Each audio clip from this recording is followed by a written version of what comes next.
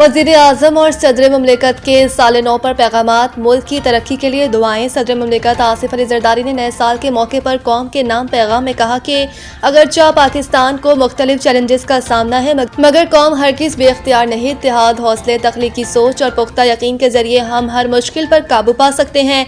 सदर मुमलिकत ने जोर दिया कि एक कौम और मुल्क के निगहबान होने के नाते हमें अपनी कौमी जिम्मेदारियों का असर नौ एहसास करना होगा ताकि दरपेश मसाइल का दानिशमंदी और मौसर अंदाज में मुकाबला किया जा सके।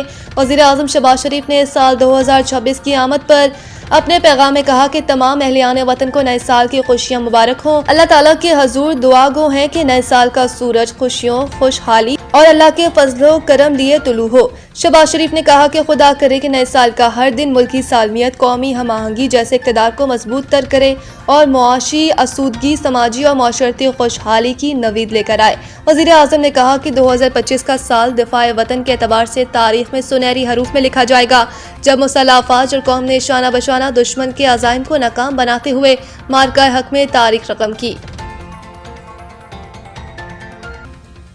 अमेरिका में तारीख रकम। कुरान पर हल्फ उठाकर ज़ोहरान ममदानी न्यूयॉर्क के पहले मुस्लिम मेयर बन गए। 34 साला डेमोक्रेट रहनुमा अपनी 4 साला मुद्दत का आगाज आधी रात के फौरन बाद सिटी हॉल के नीचे वाक़े एक बंद सबवे स्टेशन में एक सादा तकरीब के दौरान किया।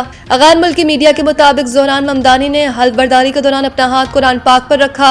रिपोर्ट्स के मुताबिक उन्होंने कुरान पाक के 2 नुस्खों पर हल्फ उठाया, जिनमें एक इनके दादा का जाती नुस्खा और दूसरा न्यूयॉर्क पब्लिक लाइब्रेरी के शॉम्बर्ग सेनेटर से लिया गया था। हल्फ बर्दारी के बाद खिताब करते हुए ज़ोहरान ममदानी ने कहा कि न्यूयॉर्क के शहरियों के खदमात उनके लिए एक एजाज़ और ज़िंदगी का सबसे बड़ा एतमाद है।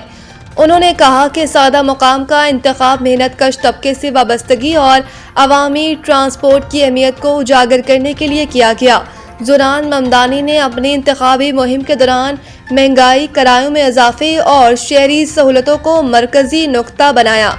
उन्होंने किरायों में इजाफे पर पाबंदी, मुफ्त बस सर्विस और बच्चों की निगाह की सहूलतों का वादा किया।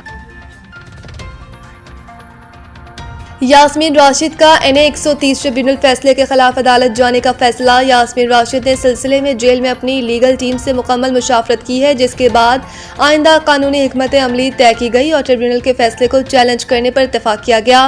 डॉक्टर यास्मीन राशिद ने अपने वकील राना मुदस्सिर उमर को हिदायत दी है कि लाहौर के इलेक्शन ट्रिब्यूनल के फैसले को फौरी तौर पर अदालत में चैलेंज किया जाए।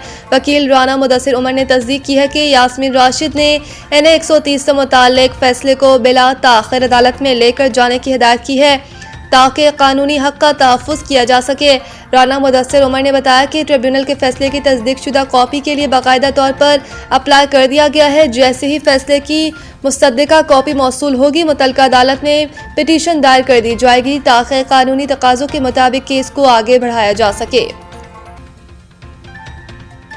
मुल्क के मुख्तलिफ मकामात पर बारिश और बर्फबारी, सर्दी की शिद्दत में इजाफा। गलियात, नथिया गली और ठंडियानी में मौसम सरमा की पहली बर्फबारी हुई।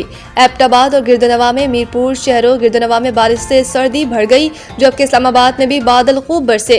लाहौर के मुख्तलिफ इलाकों में बूंदाबांदी होती रही। सरगोदा शहर और गिरदनवा में कहीं हल्की तो कहीं तेज बारिश। KPK में भी मौसम ने अंगड़ाई ली, जहाँ पेशावर में बारिश के बाद सर्दी की शिद्दत में इजाफा हो गया। मर्दान और गिरदनवा में भी बारिश हुई, जबकि सवात के बलाई इलाकों कलाम और मालम जब्बा में भी दूसरे रोज बर्फबारी का सिलसिला यूं ही जारी रहा।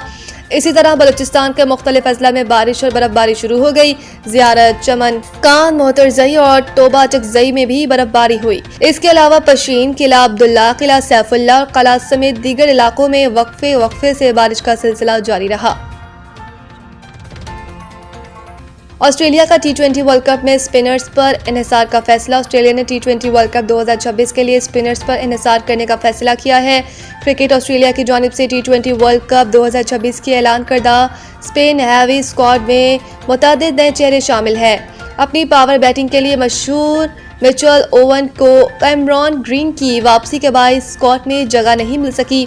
मिचेल स्टार्क और स्पिनर जॉनसन की अदम मौजूदगी के बावजूद ऑस्ट्रेलियाई टीम में कोई लेफ्ट आर्म फास्ट बॉलर शामिल नहीं किया गया।